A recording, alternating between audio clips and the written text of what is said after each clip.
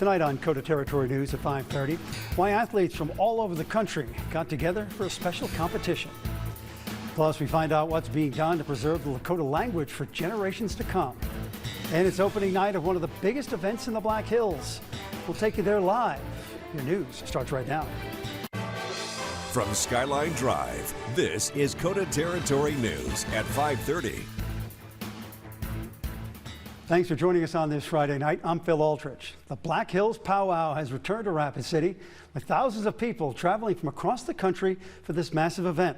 And as part of the celebration, Hesapo Tipi held a ground blessing on Haynes Avenue today, the site where its new community center will be built. Last April, Hesapo Tipi confirmed they'd be getting $9 million in awards to fund the center's construction. The money is coming out of Rapid City's Vision Fund, with construction set to break ground in 2026. The center will have a kitchen, gym, an office, and gathering space, as well as a place to conduct funerals. At today's ground blessing, people paid respects to the land, community, and ancestors. The blessing included singing and dancing from Ochitu Sakowin Academy students, and tobacco was spread across the land to show respect to the land and ancestors. This piece of land is important because this is the north side rapid. This is where most of our indigenous community resides. This is home to the indigenous community. Bringing a community center to Rapid City has been a long wait for Hart and Hesapo Tipi. This idea has been in the works for about 70 years, and we've been working on it for about 40 years now. I've been involved for about 10 years now. We thank Indian Collective for investing $1 million in us and also donating 6 acres to us so that we can build a community center. Hart says the center will be a place for them to bring back their Lakota traditions and celebrations of life. She adds the organization is currently fundraising to match the $9 million. We have information on how you can donate on our website, kotatv.com. A Pine Ridge-based nonprofit wants to ensure the Lakota language never dies and even gets stronger. As part of the Black Hills Powwow, Tuswecha Tiazpai held the Lakota Dakota Nakota Summit. The summit was born in 2008 to unify Ocheti Sakowin, or Sioux people, in an effort to revitalize the Lakota language and culture. During the event, people had the opportunity to learn strategies, resources, and technologies they can use to learn the language. Through his travels and language learning studies, the director of the nonprofit says he noticed many reservations and communities were having trouble with the decline of Lakota language and its culture. A lot of the social problems that our people have been faced with over the years, I directly link those to the decline of language and culture. He says it's important to give back the language and culture to the youth to help them be successful in their lives. And language is the foundation and identity for Indigenous people. Well, it's finally here. Chief Meteorologist David Stradley is in the First Alert Weather Center to tell us what we can expect this weekend. How's it going, David? Hey there. Yeah, we're going to be expecting what we're looking at kind of right now. A little bit of cloud cover moving through and a bit more wind, Phil. We were going to be talking about the windiest day by Sunday. But let's talk about what's happening right now. If you have any evening plans, clouds have been moving in.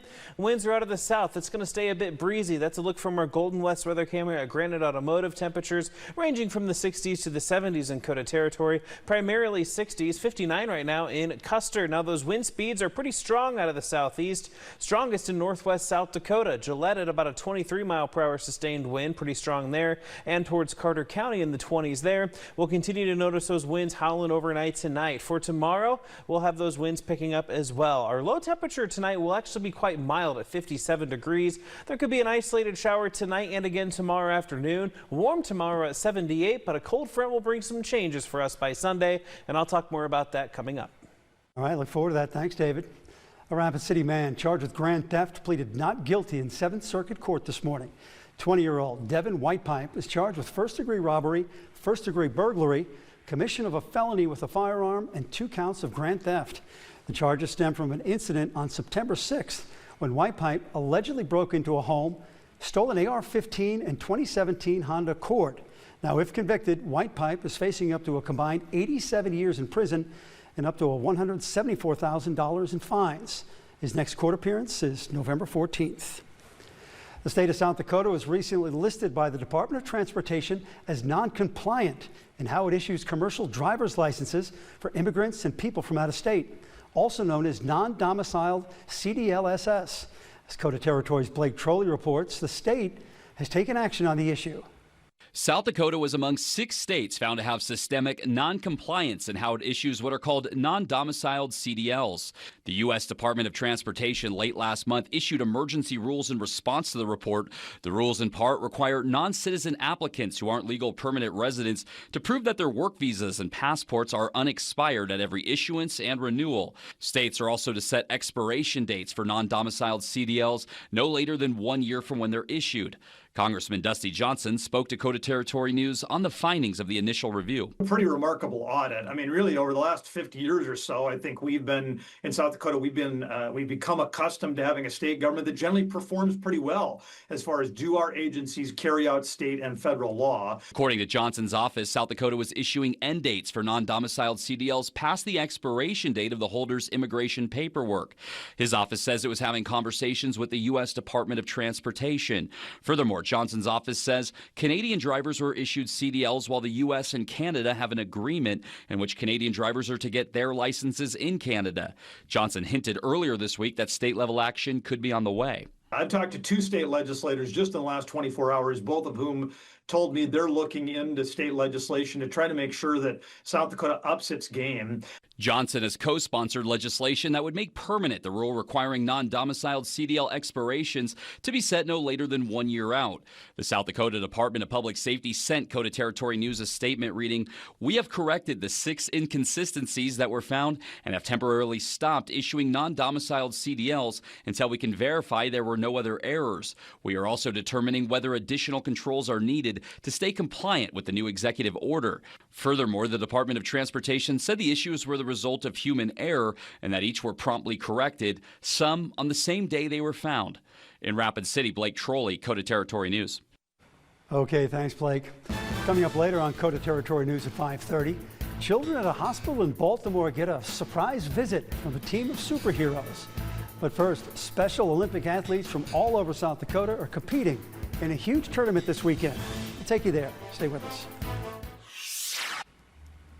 As we mentioned at the top of the newscast, the Black Hills Powwow has returned to Rapid City. Thousands of people have traveled from across the country for this massive event. KOTA Territory's Juliana Alford is in the middle of all the action at the monument. Hey, Juliana. Hi, Phil. I'm here at the Summit Arena at the Monument for the 37th annual Black Hills Powwow. This event officially kicked off today and will run until Sunday the 12th. Now, as you can see behind me, thousands of people have already made their way here downtown Rapid City. Thousands of dancers, singers, and attendees from all over the United States and Canada are making their way here for this cultural event. Now, tonight's grand entry begins at 7 p.m. Tomorrow, grand entry will begin at 1 p.m. and 7 p.m. and Sunday grand entry will begin at 1 p.m. Now, there's plenty of events that you can see: archery shows, hand games, a fashion show, so tons of things for people of all over. Of course, there isn't a fee to this event. For adults, it's $25, and for children, it's $18. If you don't happen to come tonight, there's also a parade tomorrow at 10 a.m. Well, Phil, back to you. Looks awesome. Thanks, Juliana. But that's not the only thing going on in Rapid City. Special Olympics kicked off its annual Black Hills Bowling Tournament at the Meadowood Lanes. It's a 2-day competition that will continue tomorrow. The teams, they're made up of athletes with and without intellectual disabilities from across the U.S. KOTA Territory's Kennedy Lira was there for all the strikes, spares, and smiles. On the west side of Rapid City at the Meadowood Lanes is the traditional bowling tournament for the Special Olympics. More than 500 athletes and unified partners are registered to compete for Friday and following up into Saturday. This is a year-round program of sports training and competition for children and adults with intellectual disabilities. More than 2,800 athletes in over 50 communities train and compete in 26 Olympic-type sports.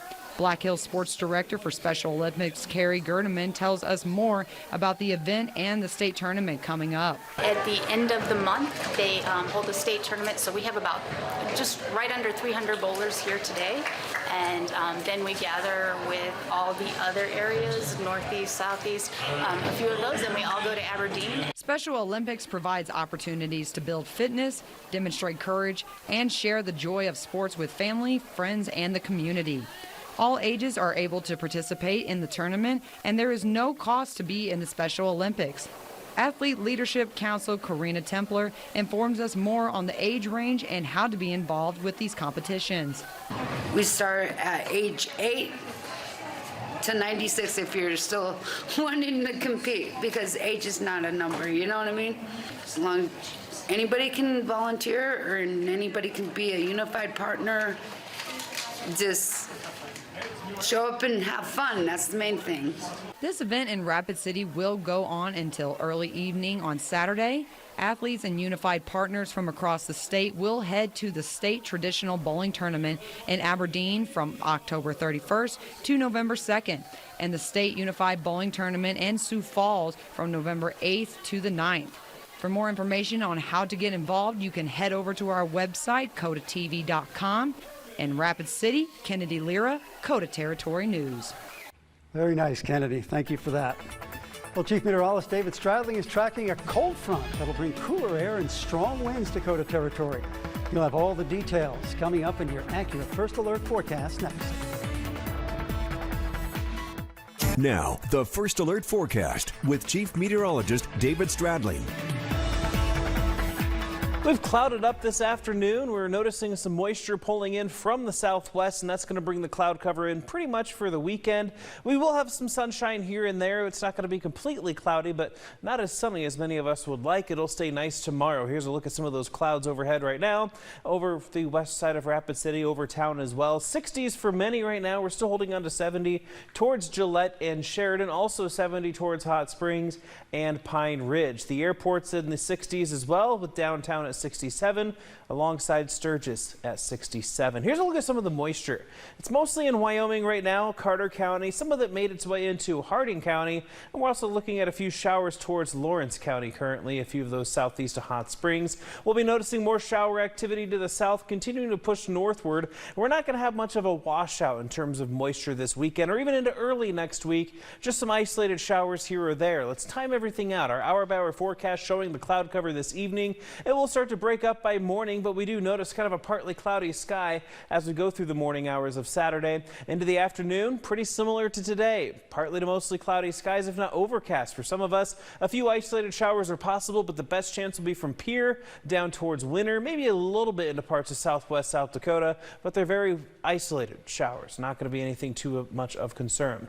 Now, Saturday night into Sunday morning could have a few isolated showers towards the Black Hills, especially into northeast Wyoming. Snow into the higher points of the Bighorns. We'll have some of those showers pushing southeastward as a cold front moves through, and we'll be noticing the best chance for a few showers on Sunday in the morning hours for the Black Hills, northeast Wyoming, northwest South Dakota, and southeastern Montana. A lot of sunshine for many of us Sunday afternoon, and we'll have some sunshine on Monday too. So starting off the weekend, you'll notice a lot of high temperatures in the 70s, but as we get towards Saturday, that cold front moves through. The cold air doesn't quite get to the South Dakota plains from I-90 area south as fast, so we do still get some 70s towards Pine Ridge and Phillip, but it will be in the 50s towards Buffalo, much of northeast Wyoming, and towards the Black Hills. Wind speeds, as we go overnight tonight, will remain breezy. Some of those wind gusts 30+ miles per hour, similar for tomorrow as well, so it'll stay a bit breezy for us into Saturday.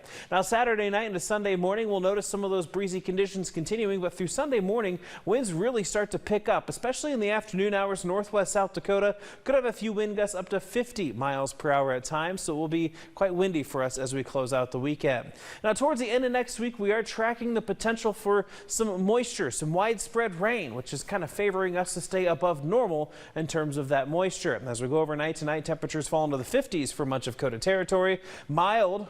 Those 50s are about 10 to 20 degrees above normal.